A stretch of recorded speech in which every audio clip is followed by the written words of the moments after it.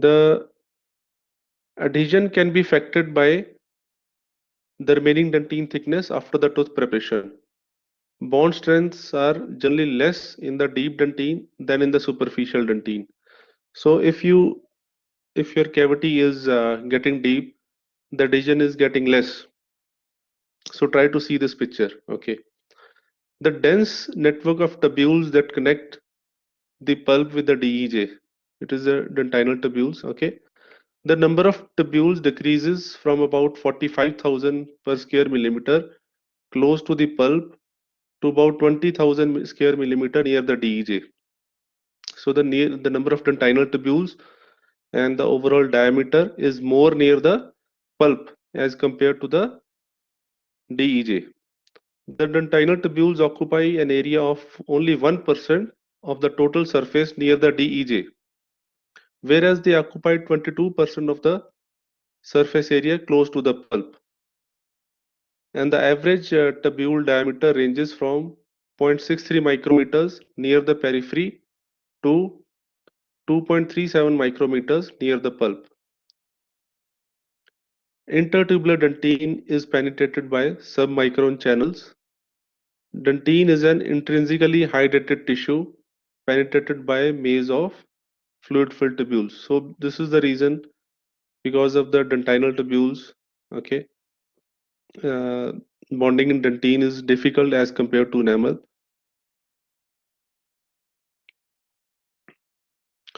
Now, dentine is a dynamic substrate. It means the radius and length, because of the radius and length of the tubules, the viscosity of the dentinal fluid, the pressure gradient, and the molecular size of the substances dissolved in the tubular fluid. So all these factors make dentine a dynamic substrate and consequently a difficult substrate for bonding. So now you know that bonding to dentine is not easy, but we have to do bonding. So what to do? Okay, so we'll discuss about bonding. So the next thing is the smear layer. What is smear layer? It is 0.5 to 5 micrometers.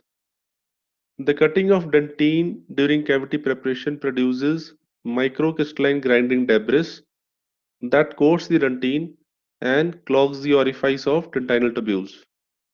This layer of debris is called as smear layer. So once you start preparing the cavity, you see the debris, microcrystalline debris in the cavity. That debris is known as the smear layer. And some of the smear layer fills the orifice of dentinal tubules, forming the smear plugs. Now, and it decreases the dentine permeability by 90%. Now, if you try to see the picture, okay, you can see the smear layer produced by the during cavity preparation, and some of the smear layer has gone into the dentinal tubules to form the smear plugs. Now, removal of the smear layer and smear plugs with acid solution results in an increase of the fluid flow onto the exposed dentine surface. Now we know that the dentinal tubules, it contains the dentinal fluid which is coming from the pulp. Now if you remove the smear layer, what happens? The fluid starts coming out. So it makes the bonding more difficult. This fluid can interfere with adhesion because of hydrophobic resins do not adhere to the hydrophilic substrates even if resin tags are found in the dentine tubules.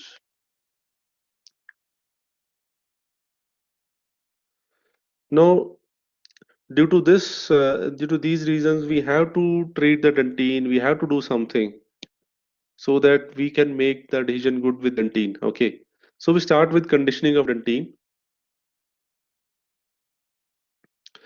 The dentine adhesion relies primarily by the penetration of adhesive monomers into the network of collagen fibers left exposed by the acid etching. So for conditioning of dentine, it is commonly done by 37% phosphoric acid. Okay, and this acid removes the smear layer, but it also exposes the collagen network. Once you apply the acid, what happens? The tooth gets demineralized. Okay, and the collagen network is exposed. The conditioning of dentine can be defined as any chemical alteration of the dentinal surface by acids, okay, with the objective of removing the smear layer and simultaneously demineralizing the dentine surface. Okay, the acid will also remove the smear layer and demineralize the dentine surface, exposing the microporous collagen network into which the resin monomers penetrate.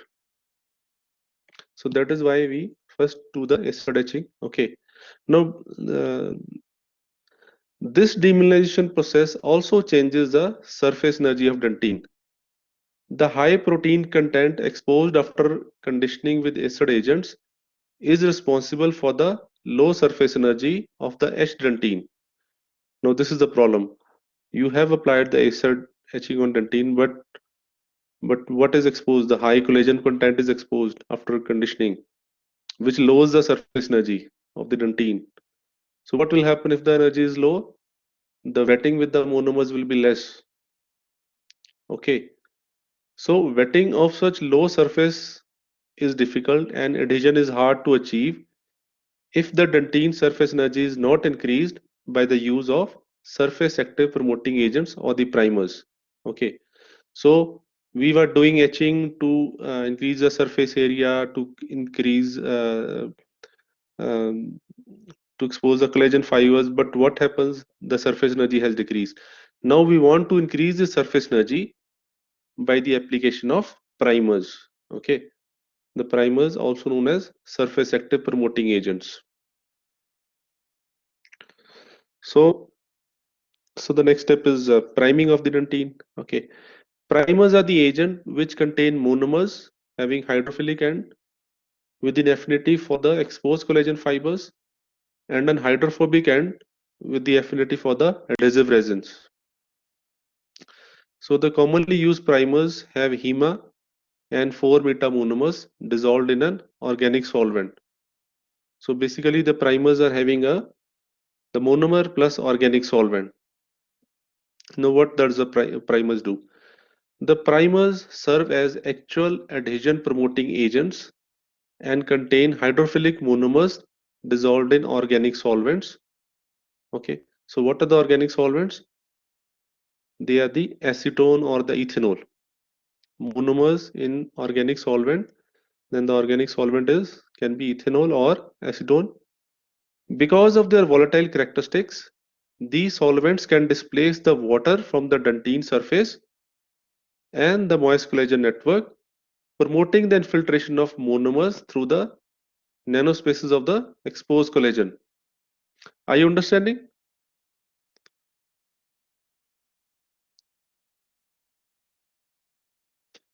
Knife dahlia, yeah, Shwak. Okay, so the surface energy was decreased, so the we are doing the priming. The primers, what do they do? They have monomers and organic solvent. The solvents they displace the water. Okay, they displace the water from the dentine surface, and what happens? The monomers penetrate into the nanospaces of exposed collagen.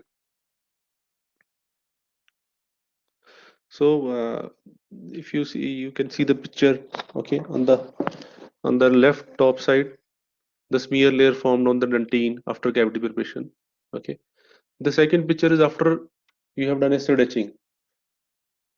Okay, the brown smear layer, can you see it is getting it got removed, and the mineralized dentine, it is also the mineral content is removed and demineralized dentine is exposed, and in between collagen fibers are there in the second picture. Now you see the third picture. Okay, it is the dentine surface is having the smear layer on the top. Okay, and the second picture is after the acid etching and rinsing. After acid etching, what is there? The smear layer is gone and the collagen network is exposed, the blue colored. Now the third is after bonding agent and composite. So in the third picture, you can see the purple is the adhesive. The adhesive has gone into the dentinal tubules to form the resin tags. And with the collagen fibers, it has formed the hybrid layer. and above it is the composite. So what is hybrid layer now? I already discussed in when we were uh, doing the demonstration for class 2 box preparation, the hybrid layer. Okay, so this is a zone where the adhesive resin of the bonding agent micromechanically interlocks with the intertubular dentine and the surrounding collagen fibers. Okay, so once you have done etching, you apply the bonding agent, so it gets interlocks with the intertubular dentine and the surrounding collagen fibers. It is formed by, first is etching, which removes the smear layer and exposes the collagen fibers.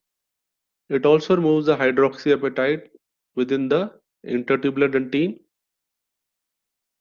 The primers penetrate the collagen network, and the adhesive resin, along with primers of the adhesive system, micromechanically interlocks with the dentinal collagen upon curing. So this is the hybrid layer. Okay, the interlocking of primers and the adhesive with the collagen network. Okay, and the intertubular dentine is known as a hybrid layer.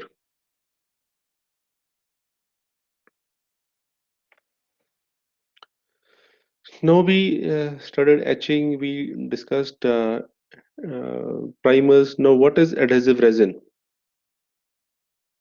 It is also known as bonding agent, which consists of hydrophobic monomers such as bis gamma or UDMA, and more hydrophilic monomers such as TECDMA, which also acts as a viscosity regulator, and HEMA as a wetting agent.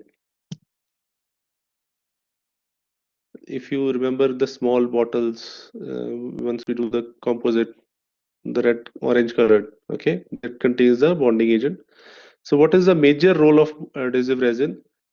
The major role of adhesive resin is to stabilize the hybrid layer and to form a resin extension into the dentinal tubules called as resin tags.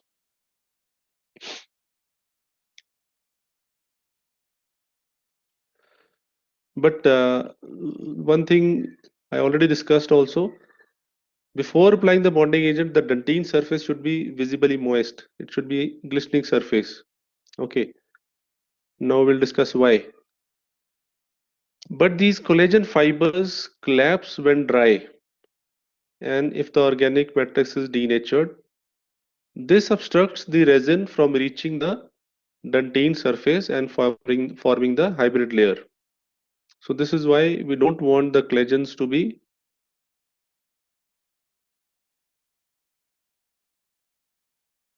Yes. Whenever you are doing composite, you have to apply bonding agent knife.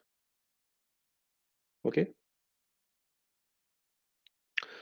For this reason, we don't make the dentine surface totally dry. Okay.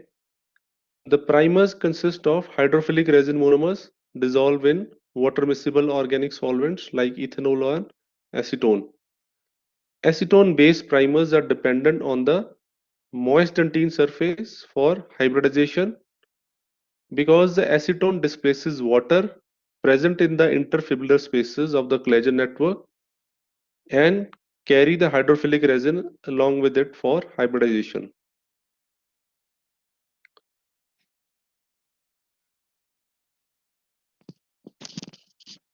Now, what will happen if the dentine surface is too wet?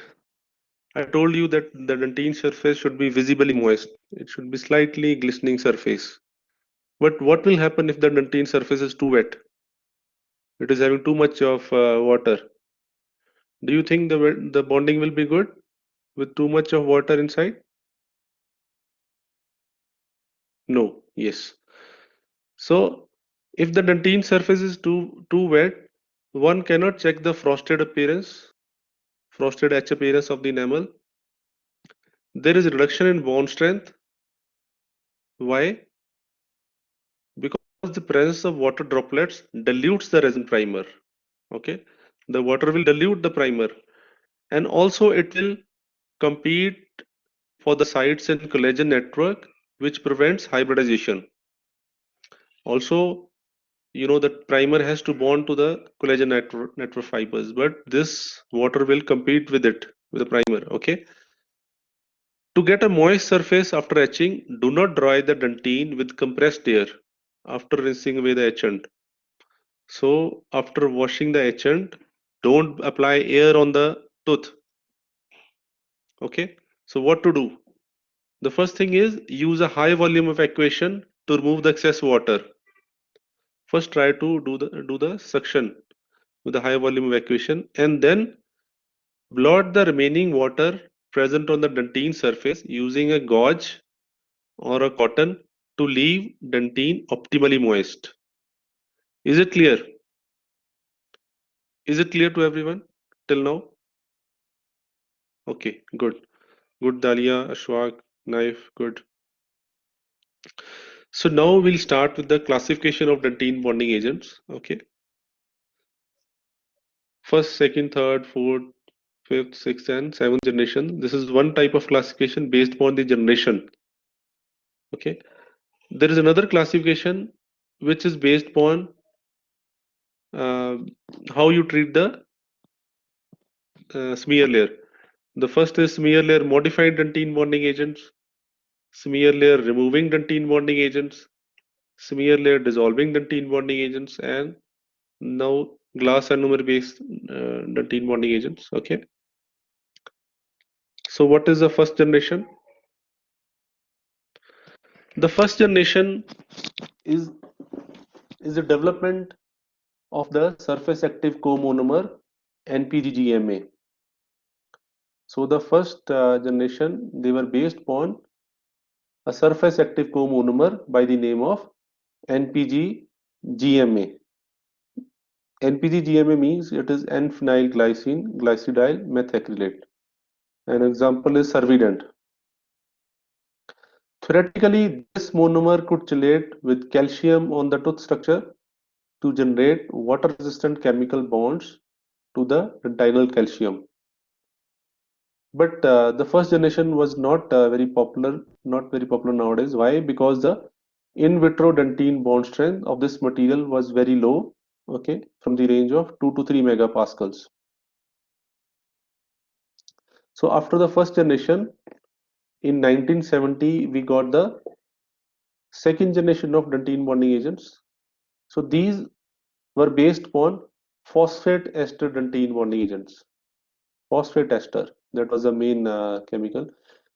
Its mechanism of action was based upon the polar interaction between the negatively charged phosphate groups in the resin and the positively charged calcium in the smear layer.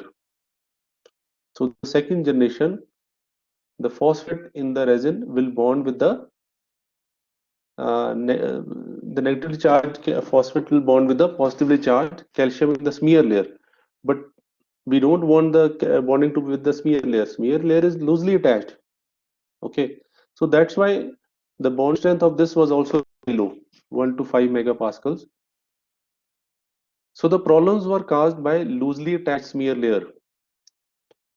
It was bonding to the smear layer, but the smear layer is loosely attached. So it should not bond to the smear layer. It should bond to the collagen in the dentinal tubules, in the dentine.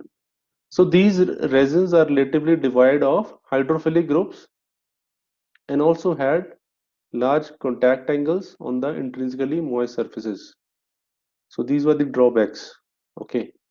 So they did not wet the dentine well, did not penetrate the entire depth of smear layer, and therefore could not reach the superficial dentine to establish ionic bonding or the resin extensions into the dentinal tubules. So these second generation also had poor bond strength, okay, because they will have polar interaction between the smear layer only. They will not penetrate the smear layer to reach the dentine. So that's why uh, after the second generation we came to the third generation dentine bonding agents. Okay, most of the third generation materials were designed not to remove the entire smear layer but rather to modify it and allow the penetration of acid monomers such as phenyl P or penta. Now these bonding agents, they modified the smear layer. Okay, they didn't remove the smear layer, but they modified it. They were used with mild acids like 2.5% malic acid and 55% HEMA. With this type of smear layer treatment, the manufacturers were effectively combining the Dantine etching philosophy advocated in Japan with more cautious approach advocated in Europe and United States. The result was preservation of modified layer with slight demineralization of the intertubular dentine surface. So the third generation, they didn't remove the complete smear layer, but they slightly modified it, okay, with slight demineralization of the intertubular dentine surface. Okay. So then with the third generation, we came to the fourth generation, the fourth, fifth, which have very good bone strength. Okay. The fourth generation is based on total etch technique. Now, total etch means simultaneously application of acer to both the enamel and the dentine. This method is known as total etch technique and nowadays more commonly known as etch and rinse. It means you apply the etchant and then wash it, then do the priming and then do the adhesive. Three steps. So it is based on three steps. Okay. The first is doing the etching, the second is doing the priming, and the third is application of adhesive. So the mechanism of action in fourth generation was by the process of hybridization at the interface of dentine and composite. That is, it helped to form the hybrid layer, which we already discussed before. Okay. Hybridization is the phenomena of replacement of hydroxyapatite and water at the dentine surface by the resin. This resin in combination with collagen fibers forms a hybrid layer. In other words, hybridization is the process of resin getting interlocked in the demineralized dentine surface. So this fourth generation has good bone strength, okay, 17 to 25 megapascals, okay, and it was three steps, mane etching, priming, and adhesive, three steps. Okay, so nowadays we are having fifth generation dentine bonding agent. These are totally similar to the fourth generation. They are same as the fourth generation. Only thing is they are two steps. If you try to see the picture on the right side, the top picture is the three-step fourth generation, where you have separate etchant, you have separate primer, and you have separate adhesive resin. Okay. Now this fifth generation is two-step. Two-step means the etchant is still the separate, but the adhesive and the primer is combined to make a single bottle. Is it clear to everyone? Can you, are you able to understand this thing up to here? Okay, Daria said. Okay, so it is knife, fine, good, Sultan. So it is same as that of fourth generation, but it is two steps. The adhesive and the primer is combined to single bottle. If you remember the demonstration we gave you in the clinics, we used the fifth generation. We did the etching and then we applied the combined adhesive and primer. The fourth generation bonding system is available in two bottles, one consisting of primer and the other the adhesive. The fifth generation dentine bonding agents are available as in one bottle only. Okay, so this makes the fifth generation simpler and faster than the fourth generation. So the number you can appreciate that the number of steps are reduced. In the fourth generation, you have to apply the three things. Okay, adhesive, primer. Now it has become more simpler with this simpler and also faster because you have got to two steps only. Okay. So after the fifth generation, we also have the sixth and seventh generation. Sixth generation dentine bonding agent is known as two-step self-etch system. Now you have to see these two terms, two-step. Okay, two steps. The second is self-etch. It means dentine bonding agent is doing the purpose of etching also, and as a bonding agent also. It is doing two functions. Okay. An alternative bonding strategy is self-etch approach. Some self-etch systems are also described as non-rinsing conditioners. It means you don't rinse this etching and bonding system. Okay, the same bonding agent will do the purpose of etching also, and it will do bonding also, and you don't rinse it with water. Is it clear to everyone? Is the difference? Self-etch. In sixth and seventh generation, we don't wash. Okay, or also known as self-priming etchants. Self-etching primers are acidic primers including a phosphonated resin molecule that performs two functions simultaneously. This primer is doing two functions simultaneously. It is doing etching also and priming of dentine and enamel also. In contrast to conventional etchants, self-etching primers are not rinsed. No rinsing is done. Okay. The bonding mechanism of self-etching primers is based on the simultaneously etching and priming of enamel and dentine, forming a continuum in the substrate and incorporating the smear plugs into the resin tags. So in the fourth and fifth generation, we were removing the, yes, without washing. Ashwag, yes, without washing. Okay, because the primer is doing the function of etching also. In fourth and fifth generation, we were doing etching as a separate step. So we were washing the etchant because the fourth and fifth generation they were smear layer removing. Okay, here the smear layer is incorporated into the smear plugs. It is not getting removed. So now we'll see what are the benefits of self-etch and what is the negative part of self-etch. Okay, non-rinsing conditioners did not etch the enamel to the same depth as the phosphoric acid. You know, we do phosphoric acid etching that etches the enamel very good, but this self-etching primers they don't etch enamel very good to the same depth and did not provide higher bond strength or better clinical performance than the phosphoric acid etchants. So with the enamel they had some less bonding. Okay, self-etching primers are less susceptible to variations in the degree of substrate moisture, but they are more susceptible to chemical instability due to hydrolytic degeneration. Do not etch the enamel as well as phosphoric acid, particularly if the enamel has not been instrumented. The seal of the enamel margins in vivo might be compromised. So in the enamels, they don't seal very good because they don't etch properly as the phosphoric acid does. Okay. Elimination of rinsing and drying steps reduces the possibility of overwetting and over drying, either of which can affect the region adversely. So this is the advantage.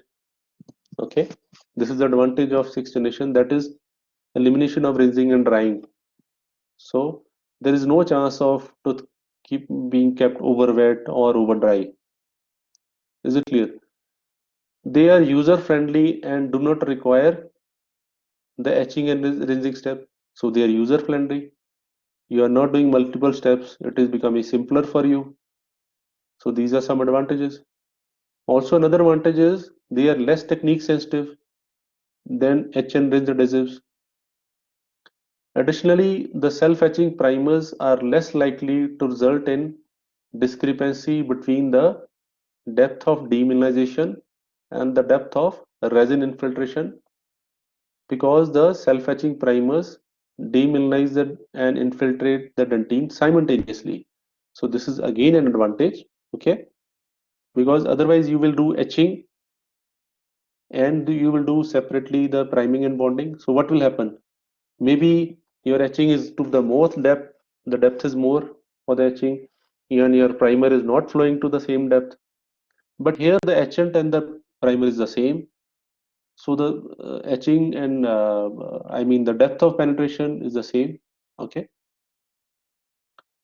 Self-etching primers do not remove the smear layer from the dentine completely, which is one of the main reasons they might result in less post-operative sensitivity compared with the total etch and rinse adhesives. So this is you can't say which is better than the other. Studies still are going on, okay, regarding this, whether to do total etch or etch and rinse. Okay, so some studies also say that they cause less postoperative sensitivity. So there are few advantages also with this technique and few disadvantages also. Okay, now we come to seventh generation dentine bonding agents. If you remember the sixth generation, it was, I'll go back, it was two-step self-etch, two-step. Okay, it was in the dentine bonding, and it comes in two bottles, two steps, one and two bottles. Okay, but the seventh generation, it is only one step, single bottle, one step self-etch. If you see, it is etching, priming, and bonding all in one bottle. Your etchant, primer, and bonding adhesive, it is all in one bottle.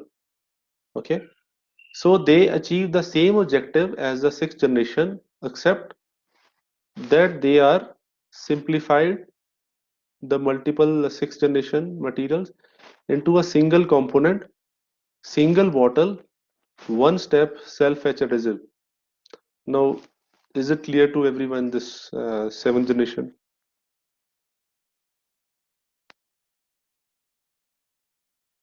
Okay, Dahlia says yes. The only difference between 6 and 7 is the sixth generation is two bottles. Ashwak says okay, good. The sixth generation, it contained in one bottle adhesive and primer. The second bottle contained the adhesive. This in this it is combined. All the three are combined in one bottle. It etches the enamel, but the etch pattern is typically shallow and incorporates a smear layer into the interface. So these are not removing the smear layer as the fifth generation. The sixth and seventh generations, they don't remove the smear layers. Okay. Being an aqueous solution of phosphonated monomer, it demineralizes and penetrates the dentine simultaneously, leaving a precipitate on the hybrid layer. It forms a thin layer of adhesive, leading to low bond strength. So a multi-coat approach is recommended. So for when you are using this adhesive, you need to apply not a single layer, more layers are applied. Okay, and an extra layer of hydrophobic bonding resin improves the bond strength and clinical performance. It is incompatible with self-cure composite resins unless coated with a hydrophobic bonded resin.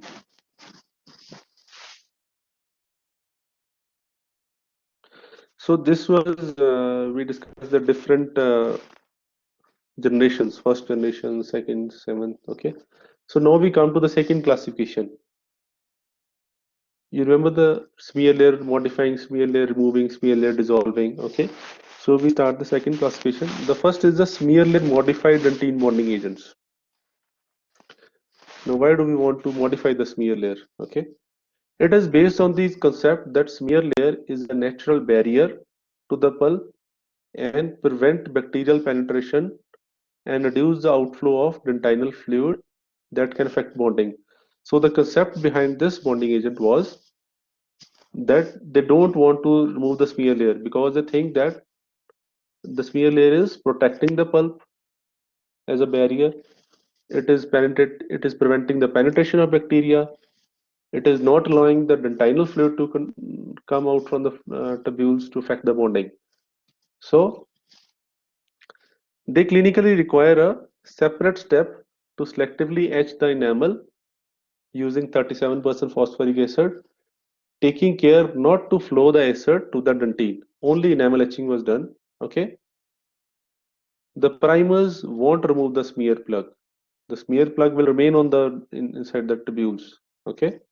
So these were the smear layer modifying. Example is the compomers. The second is the smear layer removing dentine bonding agents. Which generation do you think is smear layer removing dentine bonding agents? In which generation did we discuss?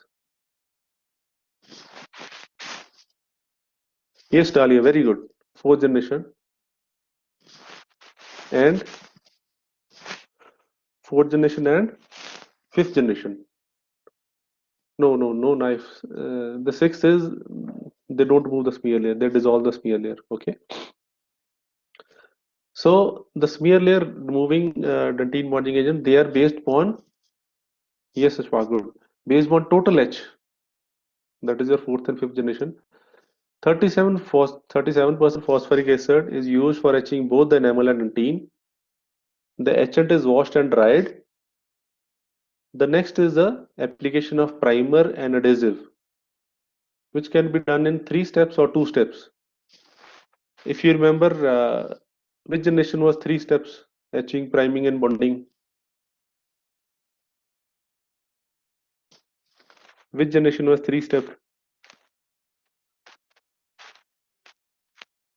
Yeah, Dahlia, fourth generation. It was the fourth generation. The fifth generation was 2 step. What we showed you the demonstration. We did the 2 step etching, and the priming and the bonding is combined in one bottle. Is it clear? So in this we have 3 steps and 2 steps. Okay.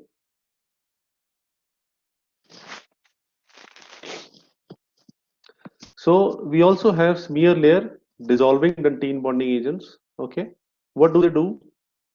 These dentine bonding agents, they partially demineralize the smear layer and superficially dentine without removing the smear layer or the smear plug. So they partially demineralize, okay, but they don't completely remove the smear layer or the smear plug. They are also known as self-etching primers. Here, both the enamel and dentine are simultaneously etched and primed by acidic primers. Following this, there is no washing and adhesive applied directly and cured. So the sixth generation. Okay.